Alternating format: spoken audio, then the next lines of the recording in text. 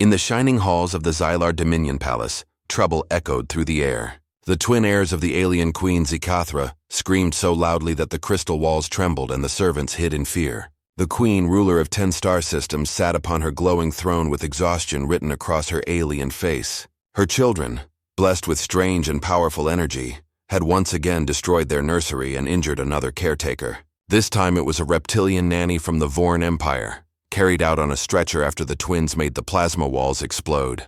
The queen's advisor trembled as he spoke, warning her that no one could handle the princes. But Zikathra was proud and fierce. She slammed her clawed hand onto her throne and ordered her court to find anyone in the galaxy who could control her sons. So began the search that spread across worlds, drawing in all kinds of beings: psychic monks, robot caretakers, mind readers, and warriors. All tried. All failed. The twins' growing powers could twist gravity, melt steel, and break through mental defenses. Even the bravest would flee in terror or collapse in pain. After the 127th failure, the palace halls lay scarred and broken, and the queen's patience was gone. She demanded that her servants bring her anyone willing to take the job, no matter how unqualified. That was when a human janitor named Marcus Hale entered the story. He was no hero or soldier, just a quiet man who worked cleaning maintenance decks on the Xylar trade station. His job was simple: fix air vents, mop slime, and keep things running smoothly. So, when 2 royal guards arrived and told him the queen needed him for childcare, he thought it was a bad joke. But humans were considered adaptable, durable, and oddly unpredictable among the alien species. The queen was desperate, and Marcus was cheap to hire. Before he could protest, he was placed on a shuttle and sent to the queen's homeworld. The flight was stormy, the lightning outside flashing against the metal hull, and even the guards seemed nervous about what awaited them. One guard muttered that if Marcus survived an hour with the twins, he'd be lucky. Marcus only sighed, half amused, half resigned. "An hour, huh? I've handled worse messes," he said with a shrug. When the shuttle landed, Marcus was led into the royal nursery, a massive dome filled with floating toys, broken energy crystals, and glowing light. The air hummed with power. The twins floated in the center of the room, their small forms surrounded by objects spinning like a storm. One had eyes of glowing silver, the other deep blue, and together they gave off a strange magnetic pull that made the air thick and heavy. As Marcus stepped forward, the gravity suddenly reversed and he floated helplessly into the air. The guards behind him shouted and ran, but Marcus only laughed. "You two like to play rough, huh?" he said calmly, still holding his mop. The twins stopped screaming and turned to look at him, surprised that he wasn't afraid. Floating in the air, Marcus gave them a friendly grin and said, "Mind turning this down a bit? I'm new here." The blue-eyed twin blinked, and the gravity shifted back, dropping Marcus to the floor with a thud. Groaning but smiling, he stood up and pointed at the mess around them. "Now how about we clean this up together?" he said. To everyone's shock, the twins listened. They floated down, their energy calming, and began to follow his gentle directions. Hidden cameras recorded every moment, and when the queen saw the footage, her 4 eyes widened in disbelief. The human janitor had done what no nanny, warrior, or psychic could. The impossible had happened. The twins were calm and they were listening. For the first time since their birth, the palace was silent and the queen whispered in awe, "What did he just do?" Marcus Hale's first hour with the alien queen's twins turned into a full day, and somehow he was still alive. The palace staff watched from a distance, whispering in disbelief. The human janitor, who was supposed to last only minutes, had managed to keep the royal children calm. Even the queen herself, sitting in her throne room, could hardly believe what she was seeing on her monitor. The twins, usually violent and unpredictable, were now quietly stacking glowing cubes, while Marcus mopped the shining floor beside them. He spoke to them as if they were ordinary kids, making jokes, humming Earth songs, and laughing when they made mistakes. The twins, who had terrified the greatest minds in the galaxy, actually smiled at him. Marcus had no idea he was performing a miracle. He wasn't trying to control them. He was just being kind, patient, and a little funny. That simple humanity was something the alien children had never experienced. They had been treated like weapons or symbols, never like children. With Marcus, they were finally allowed to be both powerful and innocent. As the hours passed, Marcus learned that the twins' powers were tied to their emotions. When they laughed, lights flickered with warmth, and when they cried, small gravity waves rippled through the air. They didn't mean to destroy things. They just didn't understand their strength. Marcus started talking to them the same way he once talked to his niece back on Earth, telling stories about the blue oceans and the smell of rain. The twins listened in wonder, eyes wide as he described a planet full of life and music. Soon they began to mimic his words, their strange voices echoing softly. The palace guards could hardly believe it. The monsters had become children again. But peace never lasted long in the Xylar Dominion. News spread quickly across the galaxy that the Queen's twins had finally been tamed. Many rival empires saw this as a dangerous shift in power. If the heirs could control their energy, the Xylar throne would become unstoppable. In the dark corners of space, enemies began to move. One of them, a warlord from the Drax Coalition, decided to strike before the Queen's power grew. Using cloaked ships, they launched a surprise attack, targeting the palace itself. The first explosion hit during the twins' nap time. The sky outside turned red. Alarms blared and the ground shook violently. Marcus jumped up as debris fell around him. The guards rushed in, shouting orders, but the twins woke in terror, their fear unleashing a massive surge of energy. The walls cracked, the floor split, and the air burned with heat. Marcus didn't think. He acted. He ran straight through the chaos, reaching the crying children before anyone else. His voice was firm but gentle. Hey, look at me. It's okay, you're safe," he said, wrapping his arms around them despite the burning energy radiating from their bodies. The twins clung to him, trembling. For the first time in their lives, someone was holding them without fear. Slowly, their power began to calm. Marcus guided them toward the emergency chamber just as another blast shook the palace. The guards stared in shock. No one had ever gotten that close to the twins during an outburst and lived. The Queen herself arrived moments later, her massive form glowing with rage and fear. When she saw the humans standing protectively before her children, she hesitated. The energy around them shimmered like a shield. Marcus turned to her, covered in dust and burns, and said simply, "They're scared, not dangerous. You just have to talk to them." The Queen stared at him for a long time, realizing this fragile creature had done what her empire's best warriors could not. As the sounds of battle echoed in the distance, she looked at the human janitor and said quietly, "Protect them, Marcus Hale. You are no longer just a servant. You are their guardian." And in that moment, the fate of the Xylar Dominion began to change forever. The attack on the Xylar Palace left the once shining halls in ruins. Smoke curled through the corridors and the scent of burning metal filled the air. Marcus Hale stood among the wreckage, clutching the alien Queen's twins close to him. Outside, the sky burned red with plasma fire as the Drax Coalition ships continued their assault. The palace's defense turrets tried to fight back, but the enemy fleet was stronger, faster, and armed with stealth technology that the Xylars couldn't detect. In the middle of that chaos, Marcus didn't care about politics or war. His only thought was to keep the children safe. The twins, still trembling from the shock, clung to him tightly. Their glowing eyes flickered between fear and anger, and Marcus could feel the strange energy in their small hands pulse like electricity. He knelt down and looked them in the eyes. "Hey, listen to me," he said softly. "You're not monsters. You're strong. And that means you can protect people, not hurt them." The silver-eyed twin blinked at him, confused, but the words seemed to reach them. The energy around their bodies steadied, turning from wildfire to a calm glow. The Queen's guards arrived moments later, covered in dust and blood, and led them through hidden passages deep below the palace. The Queen herself joined them soon after, her regal form scorched but unbroken. When she looked at Marcus and her children together, something shifted in her expression. She saw how they leaned into him, how his calm voice kept their powers in control. "The human will stay," she commanded, her voice echoing through the tunnels. "He has done more for my heirs than any of our kind." The soldiers obeyed, though some whispered that it was madness to trust a human janitor with the royal bloodline. But Marcus didn't hear them. He was already busy keeping the twins calm as explosions shook the ground above. Hours passed underground. The Queen's War Council gathered in a hidden chamber, planning a counterattack. The Drax ships had surrounded the planet, cutting off all escape routes. The palace AI estimated that the shield would fail within the hour.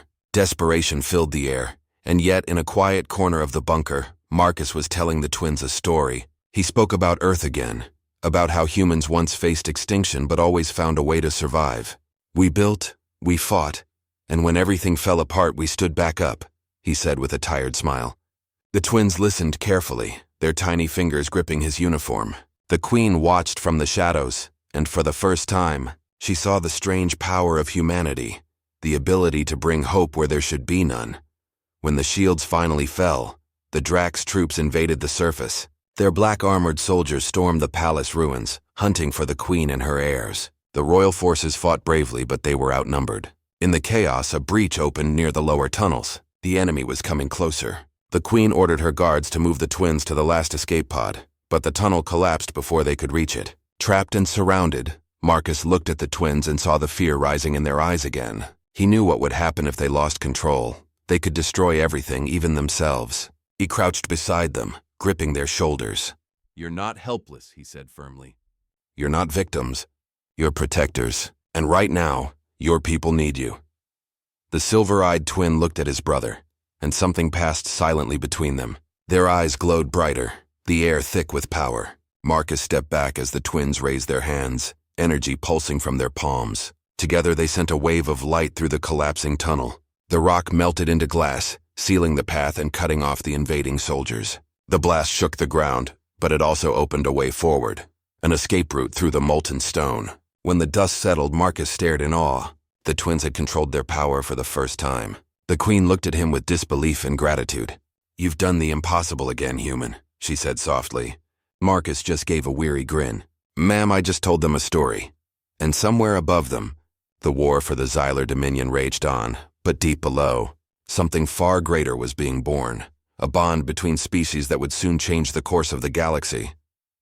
The Queen's palace lay in ruins, but the fight for survival was far from over. Deep beneath the shattered towers, Marcus Hale, the human janitor turned unexpected guardian, led the alien Queen's twins through the dark escape tunnels. The Queen herself followed behind, her once shining armor cracked and dim, her sharp eyes glowing with fury and worry. Above them, the battle still raged. Explosions shook the planet, and the sky was filled with streaks of plasma fire. The Drax Coalition had unleashed their full force, determined to wipe out the Xylar royal bloodline and claim the throne. The Queen's remaining soldiers fought bravely, but they were losing ground.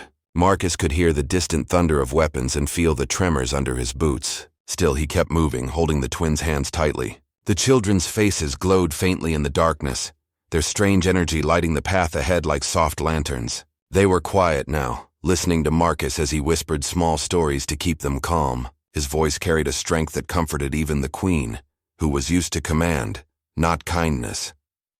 As they reached an old maintenance corridor, Marcus stopped. The walls were cracked, the air heavy with dust, but something in the distance caught his eye. A faint red blinking light. He recognized it instantly. "That's a fire alarm system," he muttered. "Means this tunnel still connects to the lower hangars." The Queen frowned, not understanding, but Marcus grinned slightly.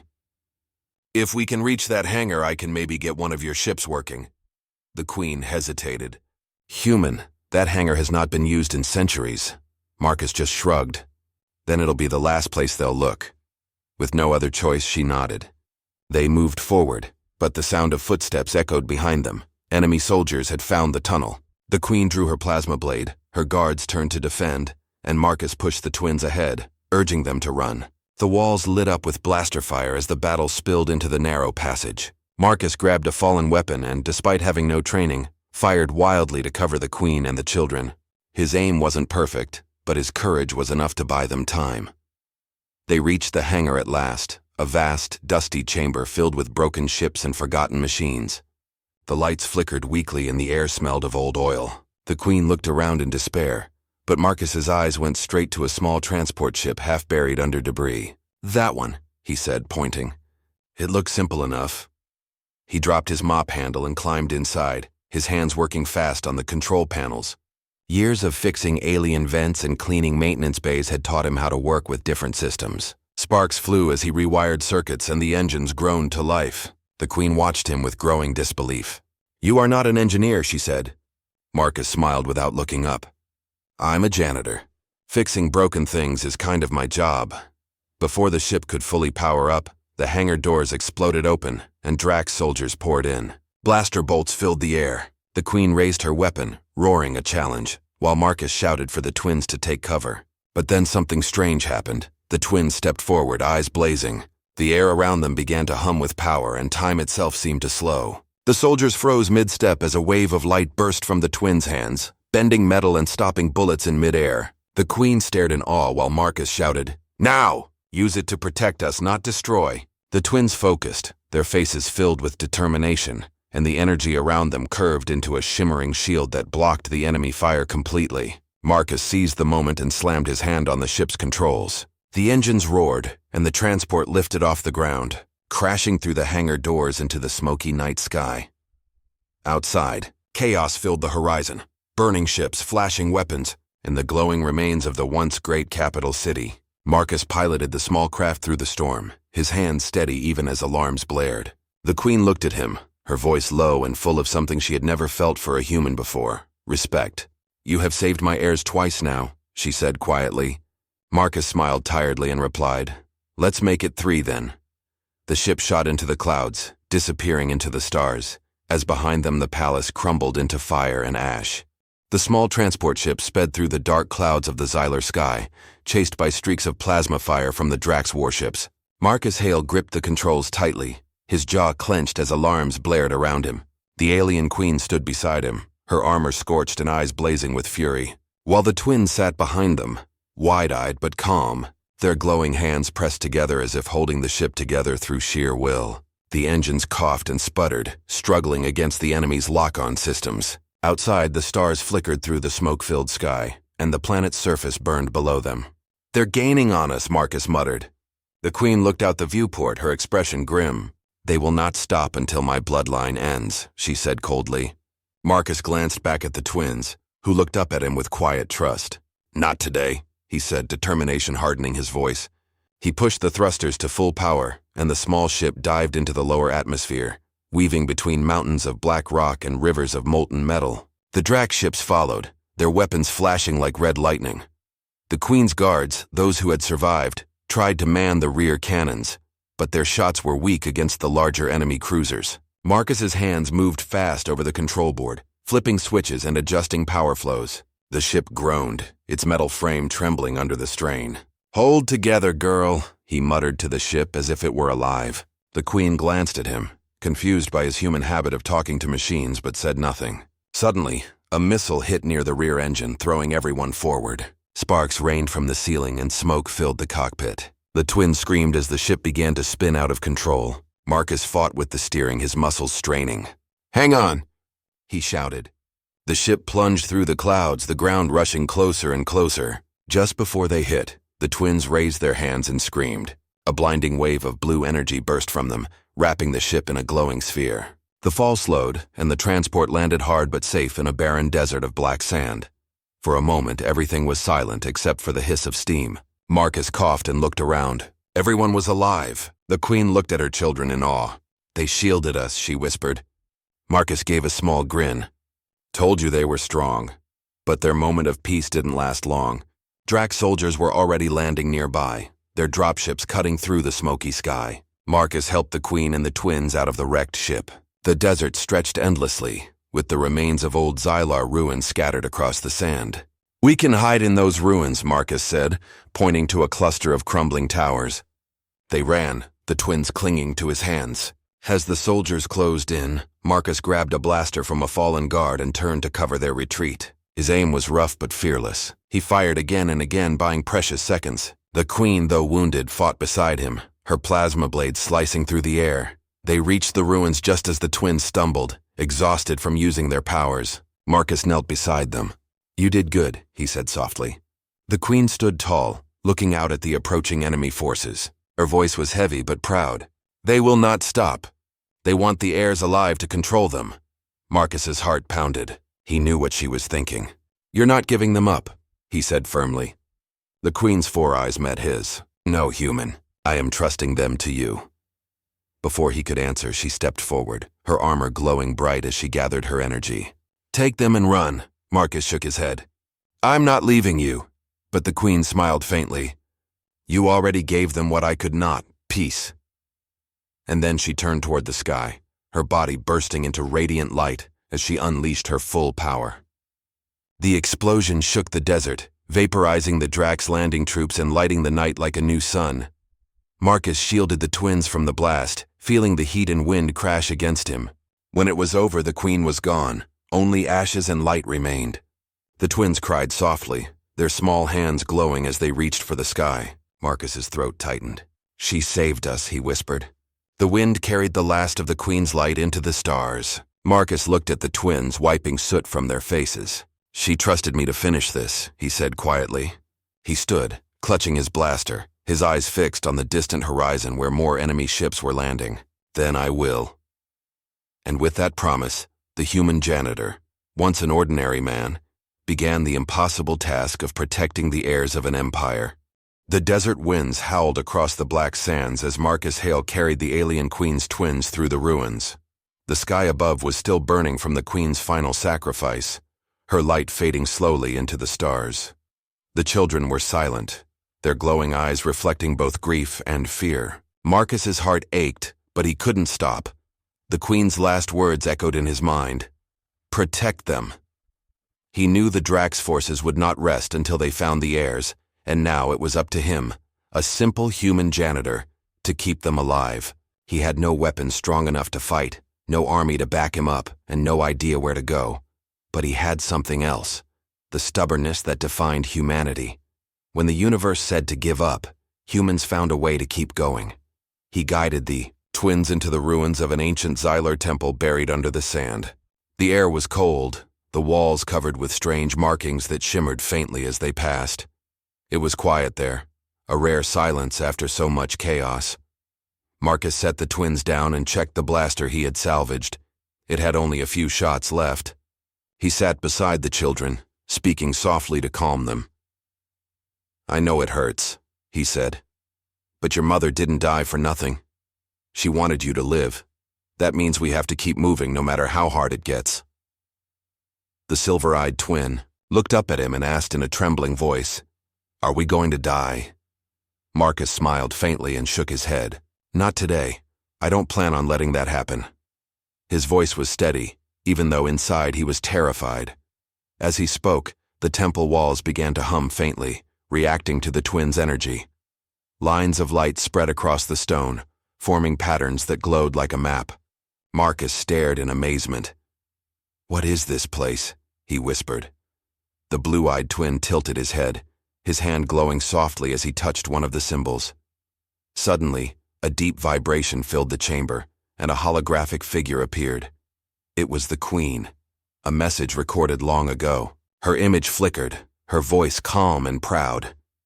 "If you are hearing this, then I am gone, and my children live. The temple you stand in is the heart of Xylar, the birthplace of our kind. Within it lies the power to restore what has been lost, or to destroy what remains." The Queen's image turned toward Marcus. "Human, if you are the one who protected them, then I entrust you with the final task. Guide them. Teach them. Their power will one day decide the fate of all species." The message ended, and the light faded. Marcus took a deep breath. "Well," he said quietly, "no pressure." The twins looked at him with trust, and for the first time, Marcus felt something more than fear, hope. But outside, the Drax forces were closing in. The sound of engines rumbled across the dunes, and the sky glowed red once more. Marcus looked around the temple, searching for a way out. Then he noticed something in the center of the chamber, a circular platform covered in glowing symbols. It looked like a teleportation pad. Marcus quickly guided the twins onto the platform. "All right, kids," he said, forcing a smile. "We're going to take a little trip." He studied the controls, trying to make sense of the alien markings. But before he could finish, the Drax soldiers burst through the entrance. Their weapons aimed, their leader shouted, "Hand over the heirs!" Marcus turned, his blaster raised, knowing it was useless against so many. He stood between the soldiers and the children. "You want them," he said calmly. "You'll have to go through me." The soldiers laughed cruelly, but before they could fire, the twins stepped forward. Their eyes shone like stars, and energy surged around them, stronger than ever before. The temple walls trembled, and beams of blue and silver light filled the air. Marcus covered his face as the energy burst outward, swallowing the entire chamber. When the light faded, the Drax soldiers were gone, disintegrated or thrown far beyond sight. The temple was silent again, but the platform beneath them now glowed brighter. Marcus felt the air shift, and in a blink, the three of them vanished from the ruins, teleported to safety. They reappeared on a distant moon, its surface calm and silver beneath a field of stars. The twins collapsed, exhausted, and Marcus gently held them close. He looked up at the vast sky, thinking of the Queen, of everything they had lost, and of what still needed to be done. "You did it," he whispered to the sleeping children. "Your mother would be proud." Then he leaned back, staring at the stars, and smiled tiredly. "Guess it's just us now." Somewhere far above, the remains of the Xylar Dominion burned, but in that quiet corner of the galaxy, a new story was beginning. A story of hope, courage, and a human janitor who had done the impossible.